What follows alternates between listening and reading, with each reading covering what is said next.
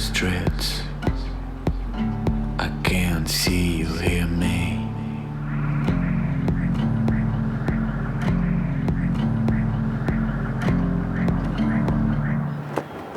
Good morning, Oklahoma is possibly in store for that dose of severe weather that we're expecting starting on Wednesday, and that includes straight-line winds, large hail, and possibly even tornadoes.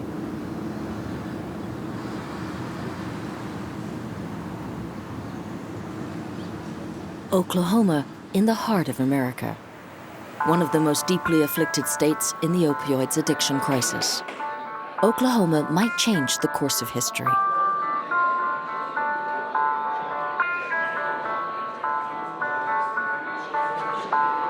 For the first time in the United States, a doctor will be sued by the state for second-degree murder for over-prescribing opioids.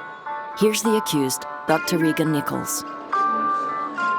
A family doctor for over 22 years, she is now suspected of being a prescription murderer.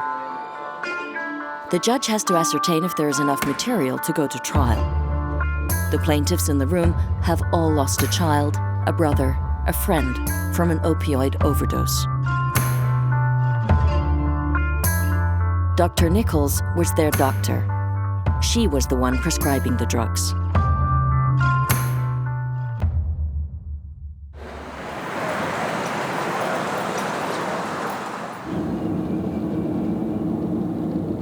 My name's Irvin Box. I'm an attorney in Oklahoma City. I practice criminal defense. I've been a police officer, and I've been a prosecutor, and I've been a judge. I've been here all my life. I'm born and raised in Oklahoma. We're right in the heart of the oil production. We're right on the edge of where cowboys are. And so we've got a lot of people in here that are hardworking people. And it's a pretty peaceful city as far as that goes. Irvin Box knows these roads inside out and is on first-name terms with the local people. All his career, he's defended this community. But today, the clients have changed. Before I was having people from more the poverty level. Now I have people of all walks of life. I have lawyers, I have doctors' children who have become addicted to the opiates. Now it's every level and every area of life, as far as for the low income, high income, all of them are affected by the opiate use. He represents several families from this town. Everyone has lost a relative deceased of a cardiac arrest following a painkiller overdose. Drugs prescribed by Dr. Nichols.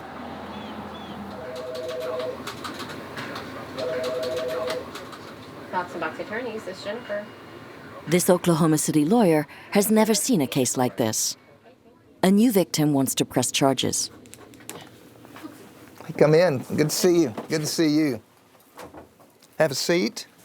Annette Marshall has been raising her 2 children alone since her husband died of a painkiller overdose. My math shows that's 99 per day that she would have prescribed him. I know he passed away like May 2nd. Are you talking about in 2012? 2012, yeah. Yes. States. He was a fireman. Jersey. She works as an education counselor. A regular family. All it took was back surgery to turn everything over. In a few months, her husband became addicted to the painkillers prescribed by Dr. Nichols. Of course, once you have a back surgery, it's never quite the same.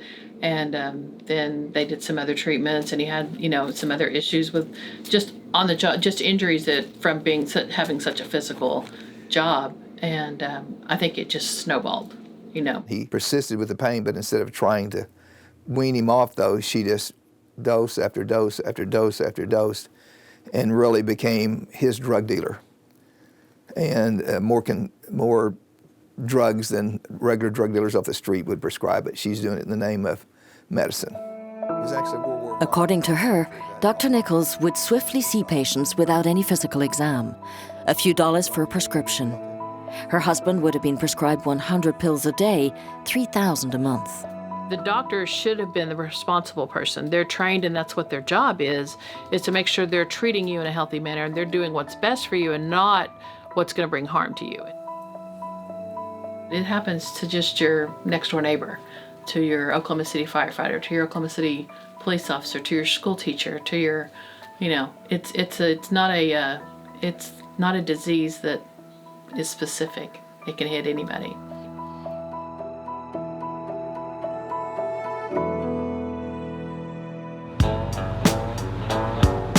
How come opioids invaded America? Pain has become a market, and the idea of not suffering even lightly is a given. In drugstores that look like fast foods, anyone can shop for painkillers. Physical or psychological, a painkiller exists for almost any reason. Imagine facing the day with less chronic osteoarthritis pain. Imagine living your life with less chronic low back pain. Imagine you with less pain that can help. Amongst the painkillers on prescription are the opioids.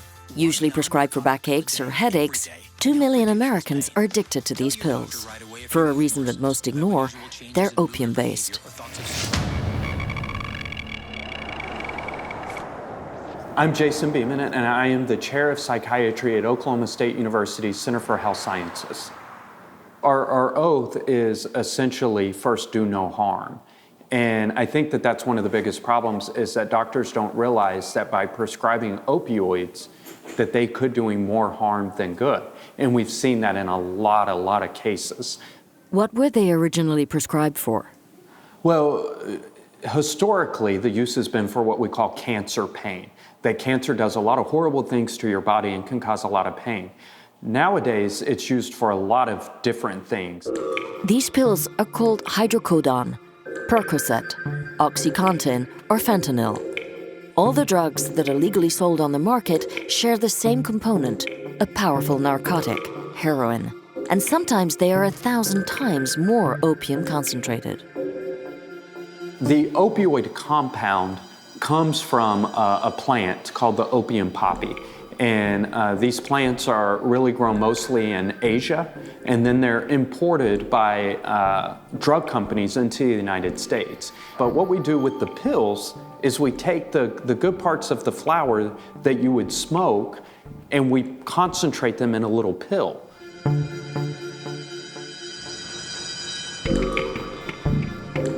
And so the pills are much more potent than smoking ever was. But in the United States, we outlawed the smoking of opium in the early 1900s. If you get a 3-day prescription, there is a 13% chance that you'll be taking those opioids a year later. So whether it's a few prescriptions, a few pills, it's a very small amount that it takes to get addicted. To the left, a lethal dosage of heroin. To the right, its equivalent on 2 opium samples. Today you will know you did something for your pain. Talk to your doctor. To be able to not feel pain has become a tacit agreement between doctor and patient. But at what price? These drugs are ticking bombs. Who's aware of that fact? Did Dr. Nichols know?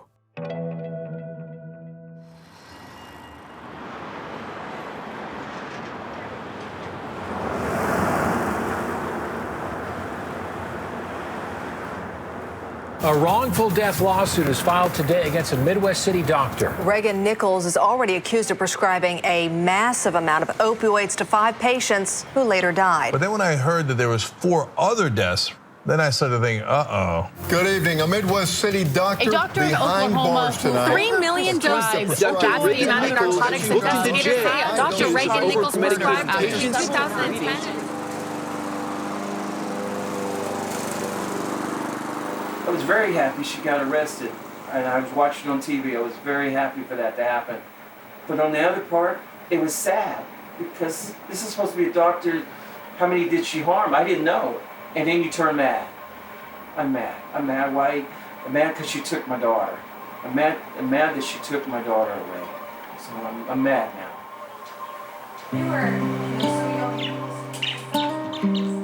Lisa and Eddie have spent their entire life in this house. This is where their daughter Chelsea was born 21 years ago. Here also that she passed away of a painkiller overdose in 2013. Their story is one of an analgesic-burdened family hiding in the secret and shame of addiction. She's had 4 back surgeries. Dr. Nichols was Lisa's doctor for 7 years. She was the first to fall into the opioids trap. When I first started seeing her, I thought she was going to be okay, and she was giving me pain medicine to help my back. But as the years go by, of course, your body gets used to that medicine, so then it doesn't work.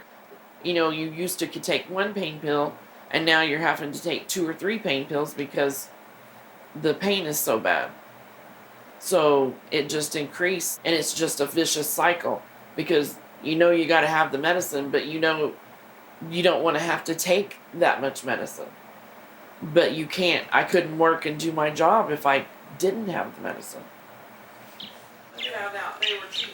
Lisa hid her own addiction. What she didn't know is that her daughter was doing the same thing. For 3 years, Chelsea had diabetes, which causes muscular pains. It was her turn to consult with Dr. Nichols.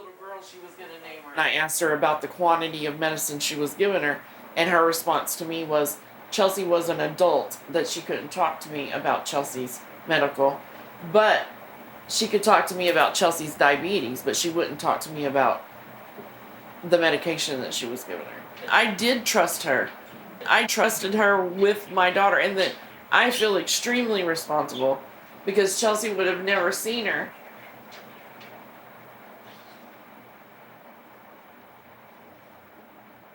Never seen her. Go ahead. And I met this doctor, you know, more than once, several times at the hospital when Chelsea would be in the hospital. I thought she seemed very caring. You know, I mean, that's what I would have thought by listening to her. You know, I asked her questions, and you just don't know. Maybe money made her do it. Maybe it's the love of money. Maybe did that to her. Because I know that when she chose to be a doctor, I would bet on it that she chose to want to help people.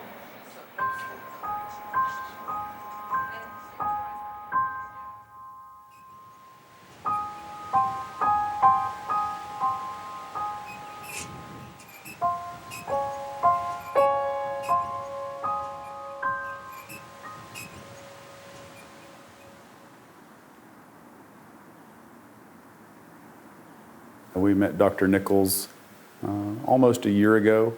I think she has a very good heart. She wants to help people. Maybe a little awkward, but she's got a really sweet heart. My name's Tommy Adler. I'm a criminal defense attorney here at Oklahoma City. We represent Dr. Regan Nichols. I really like her very much. Doctors lose patients all the time. To accuse a doctor of acting in reckless disregard for her patients when we believe that she was genuinely attempting to care for them is a big step for the government. That exposes doctors to a lot of risk. These were troubled people. These patients were abusing the things that they had access to. It wasn't the amounts that Dr. Nichols prescribed these people that killed them. It was the amounts that they decided to take. Her line of defense is set, to shift away the shadow of responsibilities. Dr. Nichols was an irreproachable professional who was duped by drug addicts. And she never had any awareness that her patients were facing any danger whatsoever. Nowadays in Oklahoma City, addiction can be seen at every corner.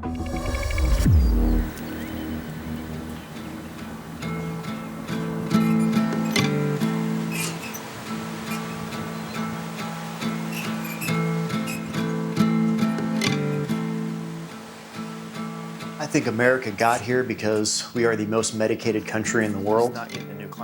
We are a country of fast food, quick fixes, now. Feel bad? Here's a pill. Hurt? Here's a pill. Erectile dysfunction? Here's a pill. All of those things are right there at a doctor's pen. But pain is good. Pain reminds us that we're alive. Jake was addicted to opioids. He went to this center as a patient. Since then, he's become the head of the facility in order to save others like himself. Everyone here has to learn to live without painkillers. This private ranch has 30 places a year, but receives 40 requests a day. At 21 years old, Kyle is in rehab for the first time. What's up, brother? You doing all right? Yeah, how are you? I'm good. Well, cool, man. How you feeling? Felt better. I got you. So. All right. You stayed clean? Yeah. All right, cool. Take a drug test. You ready? Yeah. All right, man. We'll get your mom in here, and then we'll get everything started. Okay. So, all right, after you guys. Good morning. Kyle. J.R. Nice to meet you. Kyle's been to college and is the father of a little boy. But 4 years ago, he became addicted to opioids and then heroin. All right. Opiates, heroin, and Oxycontin. Anything else? No? Okay. And this is first treatment time, right? Yes, sir. All right. How are you feeling? Very emotional. I got you. It's emotional for everybody. She's waiting for her boy to come back. It's going to take, Kyle, about 30 days for you to really begin to see a change. Yeah. This is life and death, man. There's only 3 ways out of this, which is get sober, which is what I pray for you. The second one is prison, if you're lucky. Third one is you get buried. I don't know how else to say it, but I'm at my end. I can't do this anymore. I just can't. I love him so much, but I would rather not see him than put up with this monster that I don't know. Are you leaving? Yeah. All right, love you. Love you too. I promise we'll take good care of it. Okay. Kyle has 90 days to learn to live without opioids.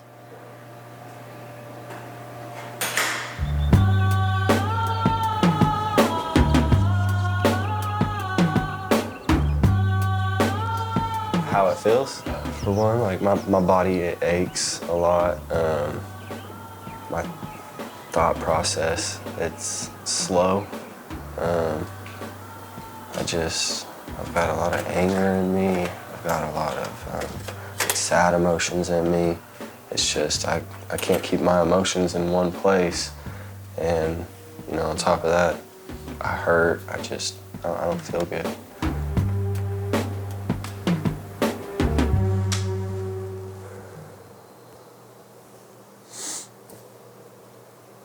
One of my friends died. It's one of my best friends. And after that, me and my friend just kind of stuck together and we're doing these pills, and it was just blocking out so much pain. We were so stressed out, like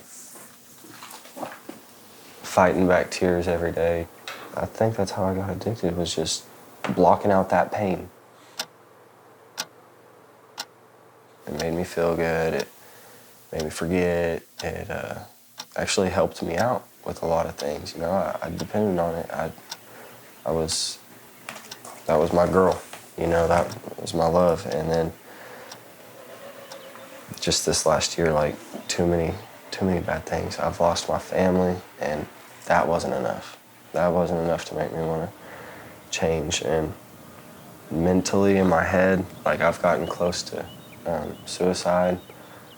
You know, these pills are creating monsters, and I don't think that they should be legal. Just like tobacco addiction, the dangers of opioids have been hidden. It has taken 20 years for the government to take action, for financial reasons.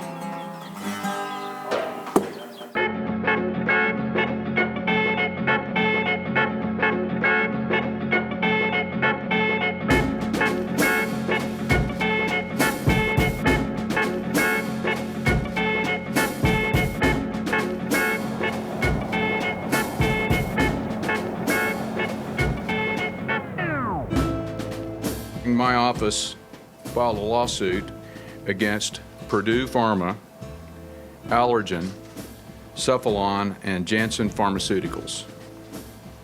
In putting this lawsuit together, we believe these companies are culpable for the tragic, heartbreaking number of Oklahomans who have become addicted or who have died as a result of the opioid epidemic in our state. He's the Oklahoma Attorney General, and the first one in his country to go to battle. Mike Hunter is publicly accusing pharmaceutical companies of having caused this epidemic. In order to prove it, he and his team have been investigating for more than a year. Yes, my name is Reggie Whitten. I'm an attorney here in Oklahoma City. My name is Michael Burridge. I am a lawyer in Oklahoma.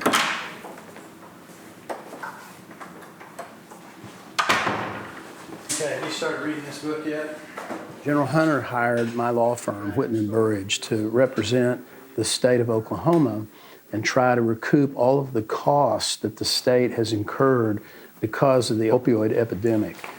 We need this person as a expert. Let's see if I can find him. I think we're going to be able to prove that 80% of all the crime in the state of Oklahoma is directly caused by this opioid epidemic. And our prisons are overfilled because of it. Loss of productivity of tax-paying citizens costs the state money. But I'm anxious to get this first battle started. What they did to this country. Yeah, it's pretty amazing. Their estimates bring the cost of the epidemic to $7 billion in Oklahoma. This historical hearing will take place in a few days. Today, Reggie Whitten will explain his motivations to a group of students, for this struggle is a personal one. My partner, Reggie, has been involved in fighting the opioid addiction and the opioid crisis ever since the death of his son, Brandon. I had a niece that died also related to drugs. And so when the Attorney General talked to us about representing the state in this case, I think he knew that we both had family members that died because of the epidemic.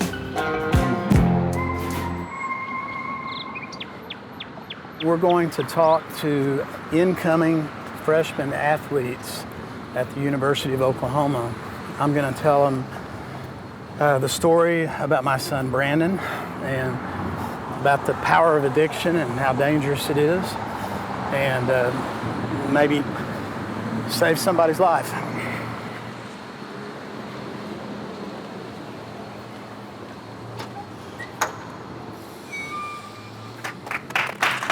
Hi, everybody. I think I got a chance to shake almost everybody's hand when you came in. I was trying to figure out what sport you are. It's hard to guess every sport from your size, but thank you guys for coming. So let me introduce you to my co-speaker tonight. This is Brandon. And Brandon's not here today, and I'll tell you why later. This is me when I was at OU and I had this young son, and also when I had more hair. Brandon was a cute little kid. Brandon, his plan was to go to college and play football, which he did. He ended up playing on a national championship football team, never got in any kind of trouble. And the drug that brought him down was an opioid. And it did not come from the streets. It came from a pharmacy. I just told him, stop using those pills. I found out it's not that easy. I found out it's like telling a diabetic to use more willpower and stop needing insulin. You can't do that. That's crazy. I never told him about addiction. I never warned him. And so now I have survivor guilt now, but I'm living with it. So I started a foundation called Fighting Addiction Through Education, because I think education is the key to this problem. But when I tell this story at schools, it gets so quiet, you could hear a pin drop. And they're not really interested in me. They're interested in Brandon. I show pictures of him. He was one of them. He's just an ordinary kid. And if an ordinary kid like Brandon can end up getting hooked, they could too. And that is the truth. These pills that Big Pharma sells, they're essentially heroin pills. Most people don't know that, but these opioids are essentially the same as heroin. That's the key. Telling patients that they're not addictive, that's the killer, literally.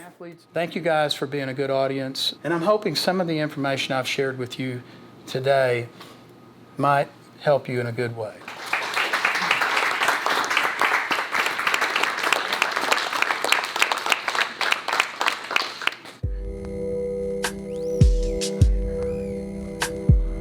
Reggie's son never managed to quit.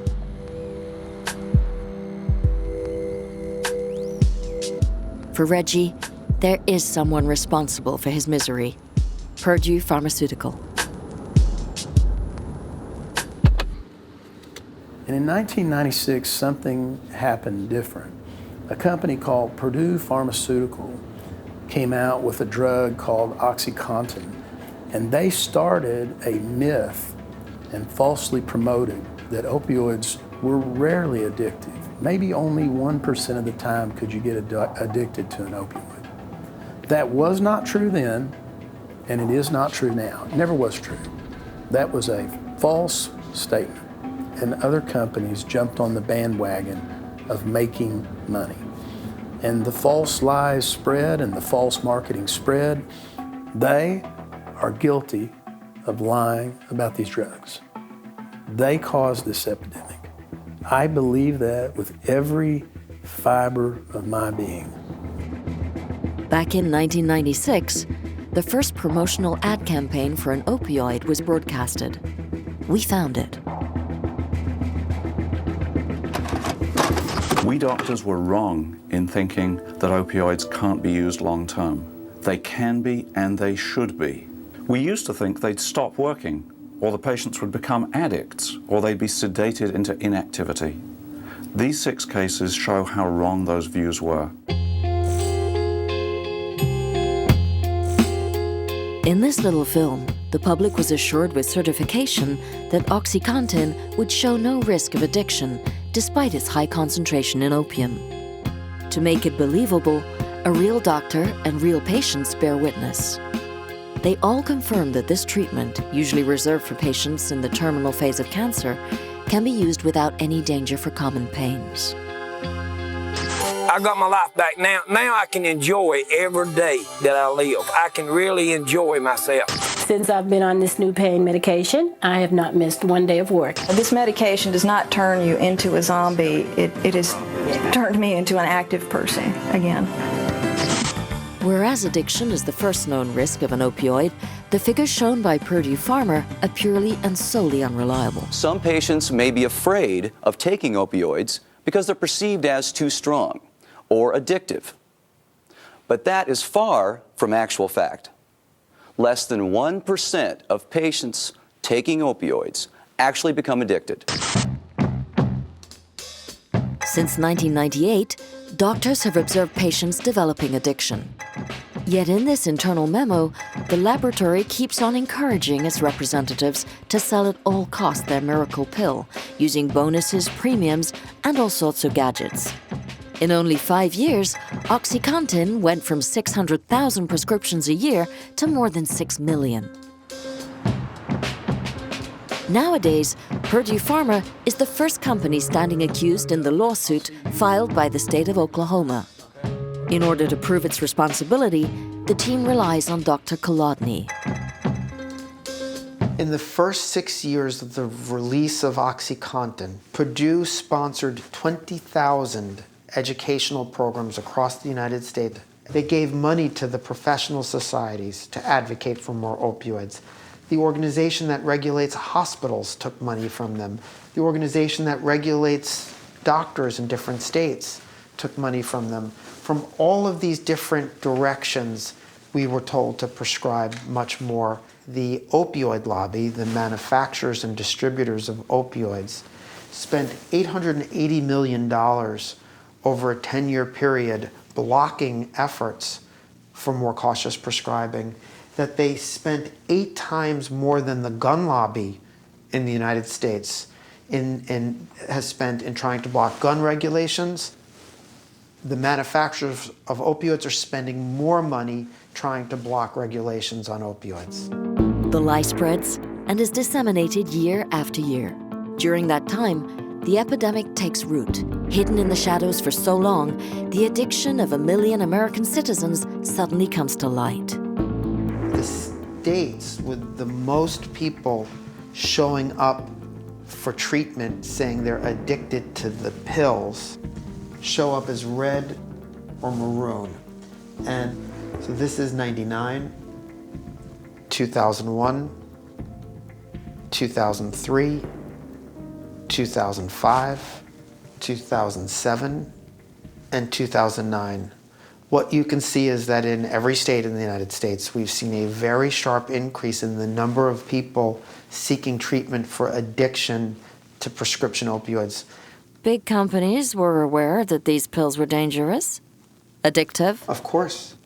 And could kill people. Of course. They were aware before they put out their drug. And when the drug started to get prescribed, it was very clear early on there was a public health problem associated with this. So there was overwhelming evidence that the products that were making them rich were killing people.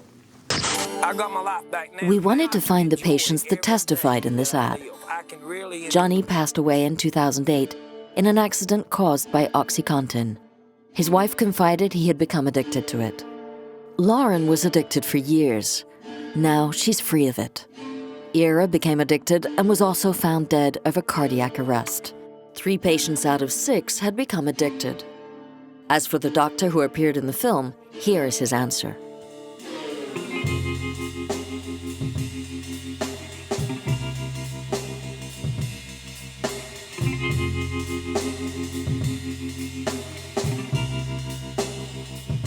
It's not acceptable to say, I don't believe in using strong pain medications for chronic pain. We need to stop saying this. Would you care for more tea? Yeah, definitely. Thank you. Heavenly Father, thank you for the meal that we have. We love you so much. Tell Chelsea we love her and all my family. In Jesus Christ's name I pray. Amen.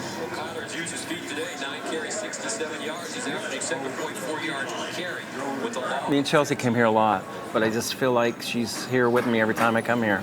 And I just feel her presence, you know. It makes me shine inside. We struggle with this, so it's a daily thing. You gotta let it go. People say you have to let it go. Tell us how you do that. Time doesn't heal all wounds. Yeah, that's not true. If it happened to one person, you know, okay, it was an accident. This is 5 people. That's not an accident. I mean, I don't know what her thinking was. I really don't. I would like to know what her thinking was. How did she think that was helping? Chelsea was 21 when she passed away. The same age as Kyle, who's still struggling for his life. Kyle has begun his first days of therapy at the center. In his struggle against the addiction, only speech seems to be the all-purpose remedy. Okay, so what I want to do today is incorporate a little bit of the stuff that we did this morning. Every single one of us, to include myself, when we come in here, all of us have a tendency for this particular thing I'm going to talk about. Several of the guys that are in here were athletes. They got injured. That introduced him to the opiates. Whenever they take the opioids, they find out, hey, not only does this make me physically feel better, but emotionally I feel better. So what have opiates done for you? How'd you feel? Made me feel like a better person. Okay. Like I'd be in the house all day, and then once I got high, I could go out and do whatever I wanted to do. So here's a tough question. Who else used a needle? Everybody else here is dealing with the same thing, and you know, I can relate to a lot of these people's stories, and it's just, I'm glad that I'm not alone. I don't feel alone anymore, and so that's made me feel a lot better.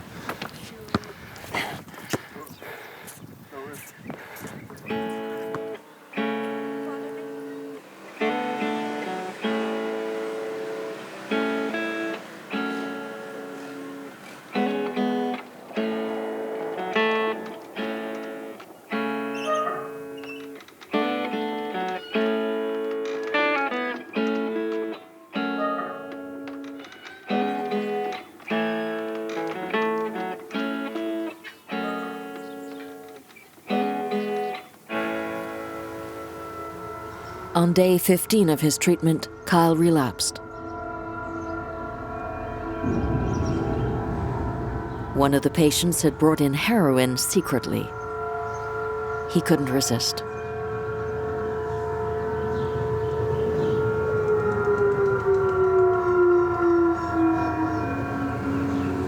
After he plunged back, he was sent to this facility. Monitored under high surveillance, away from his family and son, he's following his treatment to be able to go back to the ranch. Okay, you ready? Yeah. Dear Heavenly Father, Lord, we thank you for this day. Lord, we thank you for this food we're about to receive. We thank you for them. I've just been going on a 4-year stretch with it, and I just can't seem to stop. And yeah, it's highly addictive. Why is it so hard to be sober? Because you have pain? I guess it's just now that I'm sober, I have feelings. And I mean, because when I used to get high, I would just get high and pass out. Back door.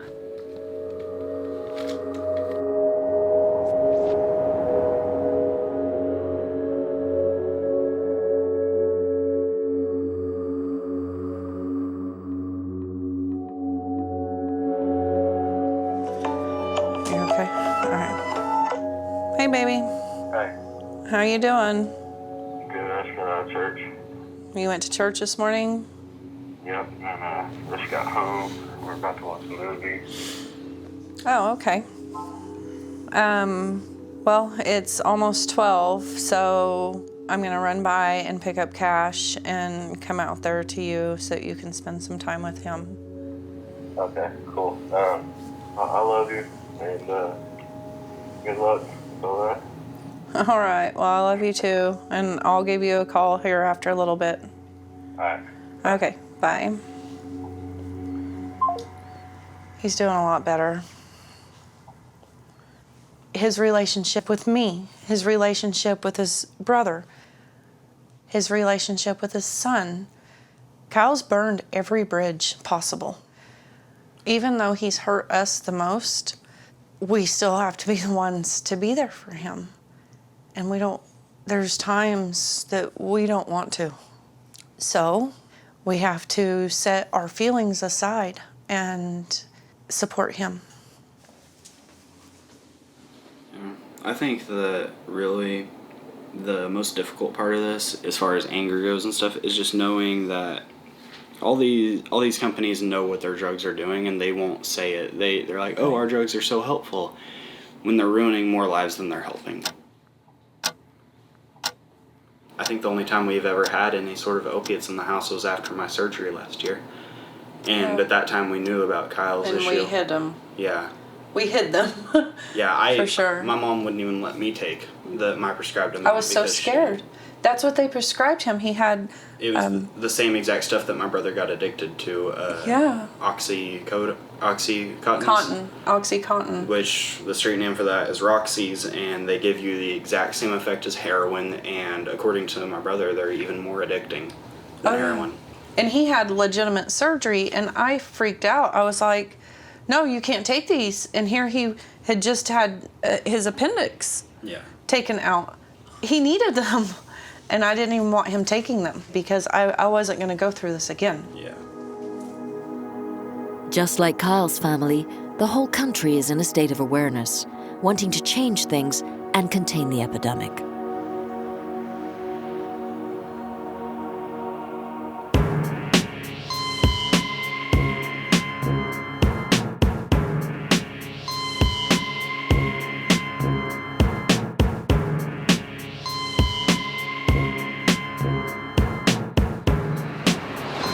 At the Oklahoma University, an unseen and aggressive alliance was formed. Researcher Andrew Kolodny, lawyer Reggie Whitten, and Dr. Jason Beeman. They've all gathered to establish a common fight plan against every single laboratory. This over to Dr. Jason Beeman. Dr. Beeman has created the first college education program of the country on painkillers addiction. Project Echo. And then also let's provide education to all of the prescribers from dentists, doctors, and veterinarians right then and there. We think that that will do more to decrease opioid prescribing than any of our other initiatives. I think the overwhelming response has been that the doctors that are graduating now and going out into practice are not prescribing these. And we've seen over 20% decline in prescriptions in Oklahoma over the last 2 years. My medical students will never be involved in this over-prescribing behavior. There are definitely some doctors that have knowingly contributed to this problem. They saw an opportunity to make money and they went for it. But that's a very small minority. Oklahoma's Department of Justice is also trying to stop those who are responsible, like one of the richest families in the country, the one that funds and controls the Purdue Pharma empire. Article I wanted to show you that appeared in Forbes about the Sackler family. And back in 2015, they had $14 billion and one of the richest families in the United States. And they've sold more than $35 billion worth of Oxycontin since it was released. Purdue Pharma was bought in 1952 by the Sackler brothers, both doctors. Until then, their name was unknown to the general public. Nowadays, they're billionaires and very much appreciated by art connoisseurs. The Sackler dynasty made itself known as the patrons of museums such as the Louvre or the Guggenheim, but without anyone making the connection between their fortune and their company. Michael Burridge intends to make this truth known. Do you think they knew what they were doing? Sure they knew what they were doing. They knew exactly what they were doing. They pleaded guilty to crimes of fraudulently with intent, knowingly, fraudulently marketing Oxycontin. That's the result of, they knew one thing for sure, that they were making billions of dollars. I mean, billions of dollars, and they didn't care who it destroyed or what damage it caused. In 2007, the company pleaded guilty to the federal accusations of misleading marketing and false advertising. Condemned, they paid over $635 million in penalties and continued to sell opioids. The Sacklers would never have been able to market this product without authorization. The FDA has to control and regulate every single drug put on the market. It authorized the use of Oxycontin as a painkiller without a problem. Some of the same FDA officials involved in regulating the drug would wind up leaving FDA and taking higher paying jobs for Purdue Pharma and other drug companies. We call that the revolving door. I think they should have figured out earlier what was going on, and to this day, some of these same FDA officials are still at the FDA, and rather than saying we made a horrible mistake, we have to change our policies, they haven't changed their policies. They keep approving more opioids. It's a big day for Oklahoma. The Attorney General's teams are facing the lawyers of the 4 companies being sued. A judge has to rule whether there's enough evidence to go to trial. Purdue Pharmaceutical, Teva, Activa, Johnson & Johnson, we sued the ones that we knew about that did business and falsely marketed in Oklahoma. My goal is to let the truth come out. I really hope this case goes to trial. It's an enormous amount of money, and they're going to fight to the death, is what they've indicated, to try to show that they didn't cause this. They're probably going to blame this on doctors, and they're probably going to blame it on people like my son who got sick. We've probably got at least 20 lawyers working on it.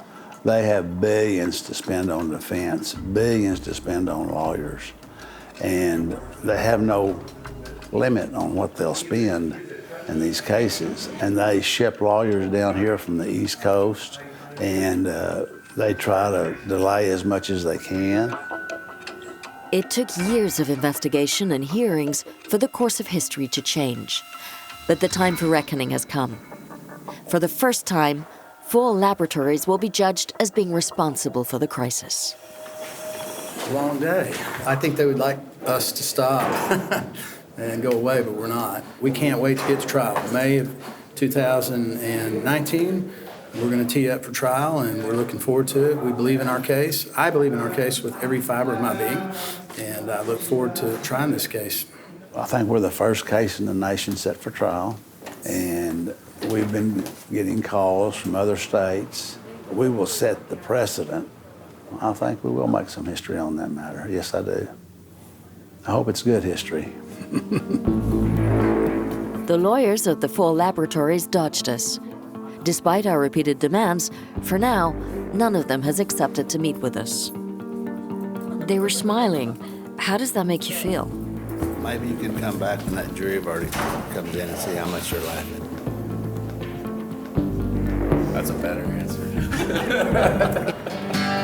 I faced a mountain that I never faced before, and that's why I'm calling on you, Lord. And I know it's been a long time since you've heard my voice, but please, Lord. I'm scared of getting hooked on drugs again. That's my biggest worry right now. I pray that I don't the path and just ask God. It's been 3 months since Kyle reintegrated the ranch. His therapy is coming to an end. He now has to leave, find a new routine where painkillers don't exist. Now that I'm sober, I feel a lot better, a lot more confident. Like my body doesn't hurt anymore. I feel healthy. And sometimes it takes a mountain. Sometimes it's a troubled sea. And sometimes it takes a desert for you to get a hold of me.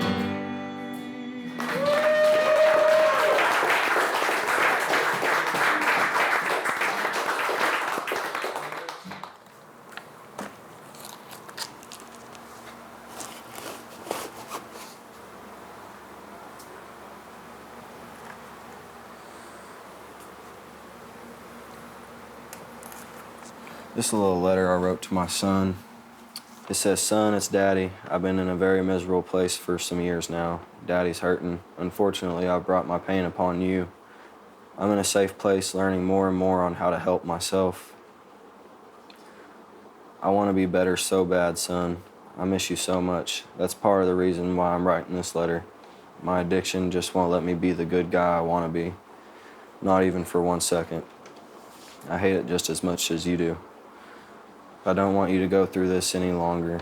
I promise you Daddy's on his way back. This time I'm here to stay with you. You've got me wrapped around your tiny little fingers. Please forgive me. Love, Daddy."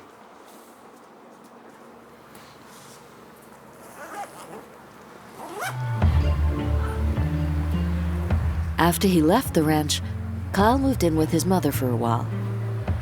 He's now found a job and rents a flat where he can accommodate his son. Every day is a struggle.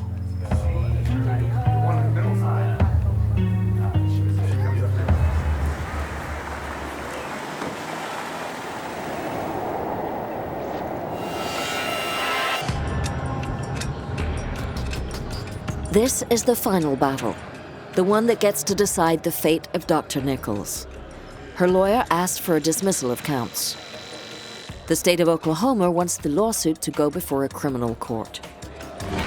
I think she acted extraordinarily recklessly. So what my goal is to Burks file a motion to allow the court and the jury to hear all the other victims that died as a result of her negligence as well.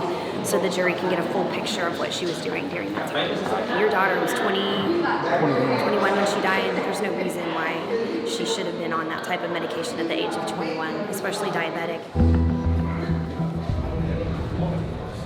We think that the evidence has absolutely failed to show that this is a murder case. The law is very clear about what is a murder case and what is not.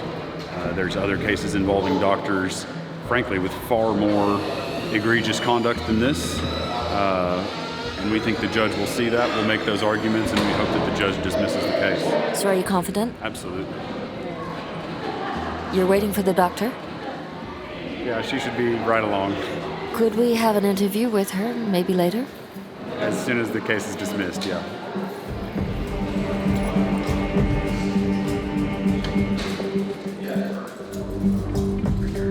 All along the hearing, Dr. Nichols seems detached from the events surrounding her. A vacant look on her face. She will never speak. As if none of this were her concern. The judge has reached a ruling. Dr. Nichols will be tried for murder. It's an exceptional decision on the part of the American justice system. The trial has to happen in a year or less. From now on, she's banned from practicing. Dr. Nichols and her lawyer have decided to plead non-guilty.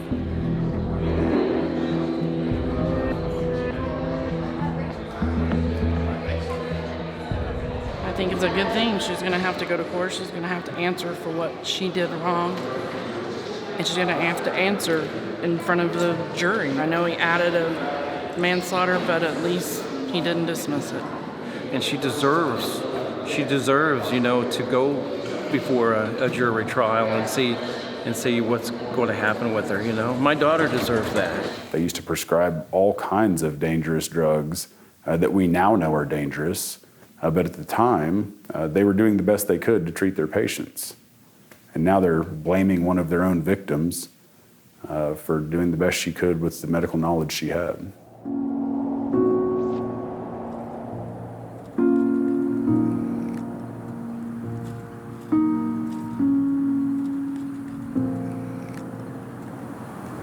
Love you. Daddy loves you. I miss you. I miss you. You hear me? I believe you hear me. Love you, Chelsea. I miss her. It's hard. I don't miss her. But through this, I can smile. I can smile and say, if we're going to help, she's helping somebody else. Yeah. So that's what I'll see through it. Hey, I forgive her. I forgive her, I really do. If she hears me or ever hears me, I forgive her. I do. I have to forgive. Since that case happened, dozens of American doctors have been sentenced in a court of law for over-prescribing opioids.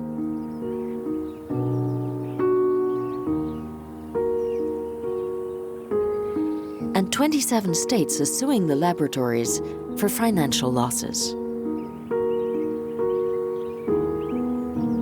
The Purdue Pharma Company is now looking for new clients for its opioid. It has created subsidiaries in Asia and South America. Everywhere, opioid consumption is on the increase, despite patients knowing the truth.